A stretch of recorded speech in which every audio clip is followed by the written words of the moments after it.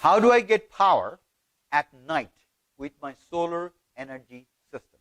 Your solar panels are not actively producing energy at night, but you are still able to get electricity because your home is connected to an electric utility grid.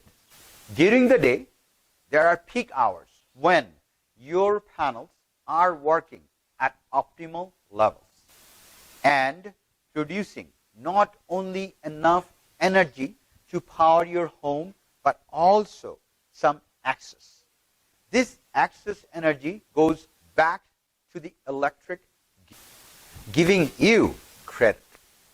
This process is known as net metering, and it is what homeowners use to get power when their solar panels are not producing any energy.